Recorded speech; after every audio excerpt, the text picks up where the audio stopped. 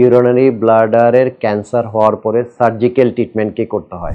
এটা এক ধরনের আমাদের ইনভেস্টিগেশন, আবার এক ধরনের আমাদের চিকিৎসা। যখন পেশাবের থলি রিমুভ করা হয় তখন কিভাবে পেশাব করবেন এটা কেউ মেনে নিতে চায় না।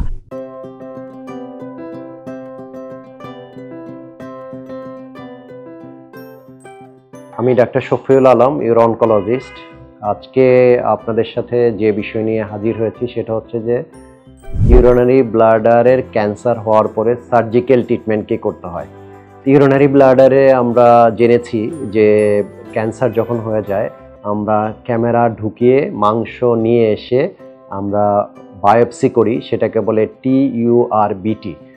এটা এক ধরনের আমাদের ইনভেস্টিগেশন, আবার এক ধরনের আমাদের চিকিৎসা।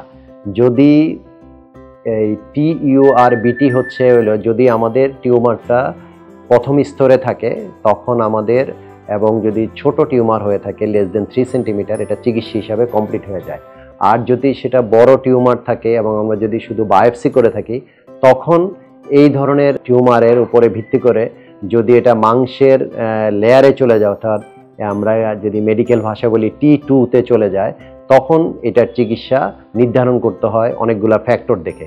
তবে এখন পর্যন্ত মাসেল ইনভেসিভ ব্লাডার ক্যান্সার, যেটাকে বলে মাংসে চলে যাওয়া ব্লাডার ক্যান্সারের গোল্ড স্ট্যান্ডার্ড ট্রিটমেন্ট সারা ওয়ার্ল্ডে হচ্ছে ব্লাডারকে ফেলে দেওয়া। তো আমরা জানি যে পায়খানা রাস্তার ক্যান্সার হলো পায়খানা রাস্তাকে ফেলে দিতে হয়। অ্যাপেন্ডিসাইটিস হলে, যদিও ক্যান্সার না, ইনফেকশন হলে অ্যাপেন্ডিক্স ফেলে দিতে হয়। কিন্তু বাদ সাজে হচ্ছে যখন পেশাবের থলিতে কোনো ক্যান্সার হয় পেশাবের থলি ফেলে দেওয়া। বিকজ পুরুষ অথবা মহিলার এই পেশাবের থলির মাধ্যমে সে নিয়মিত পেশাব করে থাকেন, যখন পেশাবের থলি রিমুভ করা হয় তখন কিভাবে পেশাব করবেন এটা কেউ মেনে নিতে চায় না।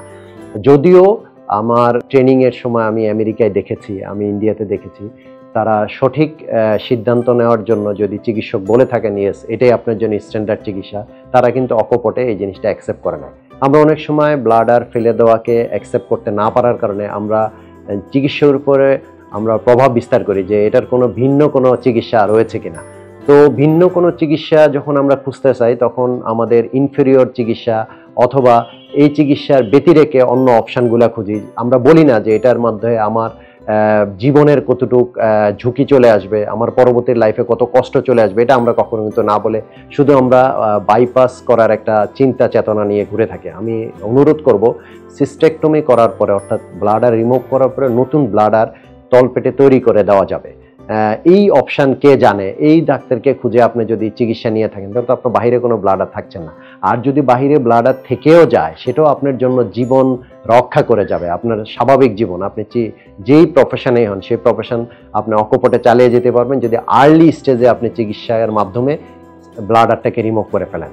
আর কিছু কিছু ক্ষেত্রে অত্যন্ত সিলেক্টিভ কেসে আমরা ব্লাডার রেখেও চিকিৎসা করতে পারি, বাট এখন পর্যন্ত এটা অনেক লিমিটেড কেসের জন্য, সেটার জন্য আমরা MTD করে বসে আমাদের চিকিৎসা নিতে হবে। তবে আপনি কতবার এই ব্লাডার রাখার কারণে যেই ধরনের জটিলতা বা যেই ধরনের চিকিৎসার ফলো আপ করতে হয় সেটা যদি আপনি মোটিভেটেড থাকেন তখন আপনি ওই সিলেক্টেড কেসের ভিতরে আপনি ব্লাডার রেখেও চিকিৎসা করতে পারেন। তবে আপনি চিকিৎসার ব্যাপারে আপনার নিজস্ব মতামতের চেয়ে আপনি সঠিক চিকিৎসক এর নির্বাচন করতো সঠিক সিদ্ধান্ত নেওয়াটাই অত্যন্ত জরুরি। ধন্যবাদ।